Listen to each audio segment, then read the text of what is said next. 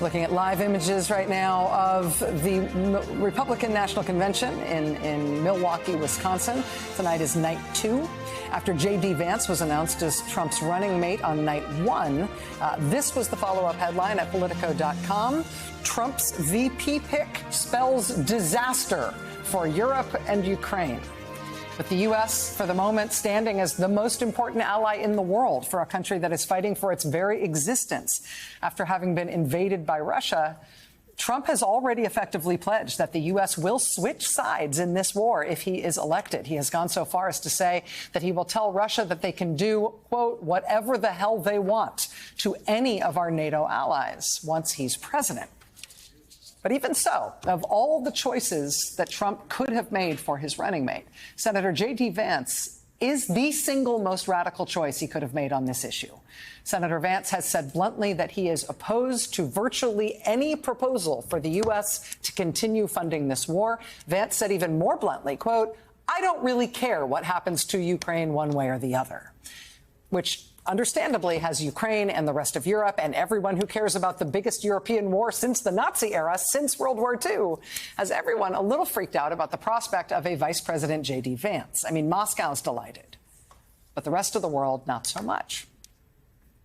On the issue of abortion, a key, if not the key electoral issue motivating voters this fall, J.D. Vance opposes abortion in any instance, even in cases where a woman is only pregnant because she was raped or she was the victim of incest.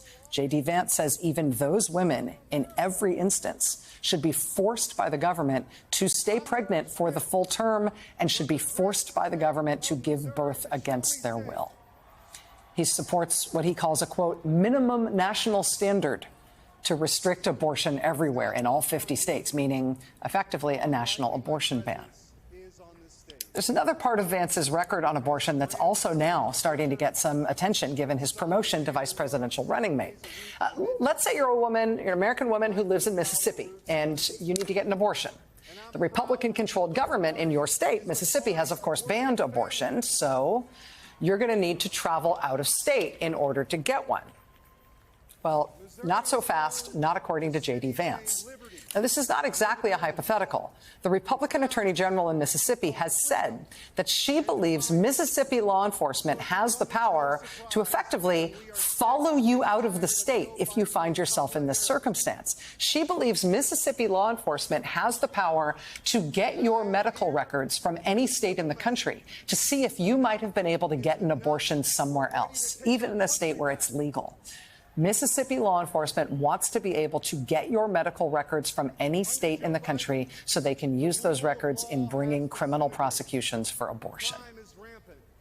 And it's not just Mississippi. Republican attorneys general in 19 different states all signed on to a letter to the Biden administration last year saying they would like the right to go after private medical records from anywhere in the country, including any state where abortion is legal. They want the right to follow women from their states all over the country to see if they might be getting an abortion somewhere or might be getting any other kind of reproductive care anywhere that they want to bring criminal charges about, so they can use those records for prosecutions.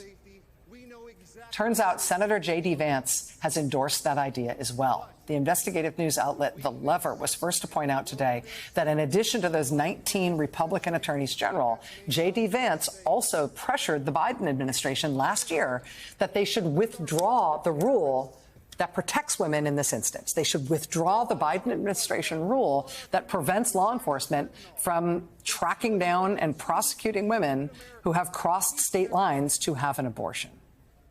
Here is J.D. Vance's signature on the letter to the White House. If Donald Trump and J.D. Vance are elected in November, they will have the power to withdraw the Biden administration's privacy rule on this issue.